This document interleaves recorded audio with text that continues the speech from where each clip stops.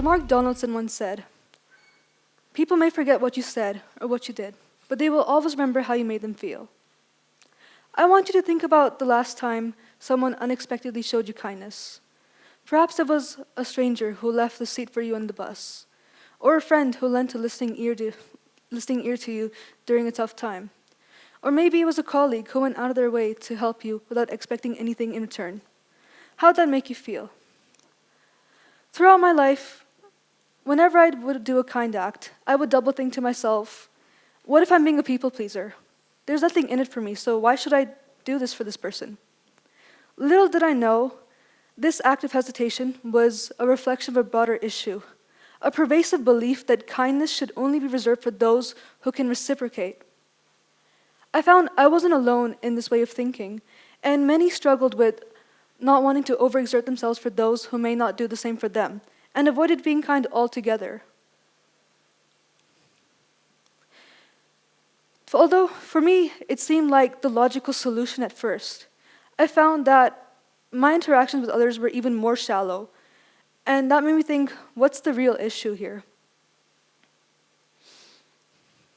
It's natural to expect things in return for our actions, including our acts of kindness. However, that way of thinking has somehow led to the corruption of the essence of goodwill and the concept of good karma. Karma stems from the Hindu and Buddhist belief of cause and effect, that whatever good deeds you do in your current life, they will dictate your future existences. This meant that doing good deeds in your current life would mean you'd be more fortunate later on, making kindness a precursor for success. But today, we've sort of reserved kindness as a means of transaction. We measure our actions based on what we can gain in the present moment, rather than the long-lasting impact we can make. This mindset has reduced our understanding of good karma to be a mere exchange of favors, rather than a manifestation through sincerity.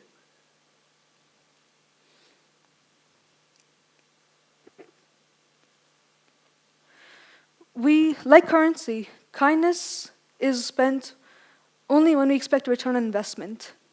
But by doing this, we forget the sincerity element in the nature of karma. Egotistical desires often cloud our judgment, leading us to a path of self-preservation and isolation, as in my case. We think of kind people as weak and exploited in a world driven by self-interest. But what if I told you that kindness, that being vulnerable is a strength, that by allowing ourselves to open up to others, we not only enrich their lives, but cultivate a sense of fulfillment within ourselves. A few years ago, I had a friend who opened a small business. She had a friend who would often ask for free things, and I saw that that person had no intention of supporting my friend in her business. I asked my friend, why do you agree to give your items to her for free? My friend told me that she knew that person's intentions fully, and yet she did not want that to dissuade herself from being kind, and she willingly gave those things to her. At first, I didn't understand, but as time went on, that person indirectly advertised my friend's store, making her locally famous. Good karma requires patience and trust and sincerity.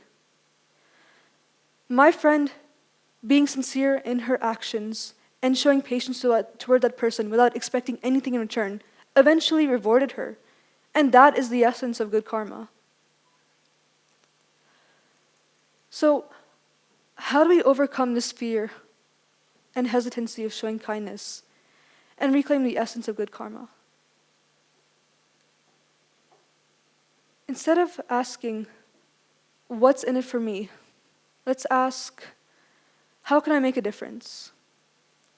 A tradition in Naples is to order a cafe in suspense, where you would pay for 2 coffees, but receive 1. That coffee that you paid for would go to any homeless person who would order a cafe in suspense, making their life just a little bit easier. But kind acts don't need to be as grand as this. In Massachusetts, Cape Cod, in 2015, a woman started painting on rocks she would paint kind messages and hide them in the sand. This inspired many others to do the same thing, and eventually this movement spread all over the world, where people would sometimes hide rocks on purpose and ask people to find them. Through this, through these small acts of kindness, we can once again ensure our future existences to be fruitful. We can make kindness a way of life by being sincere,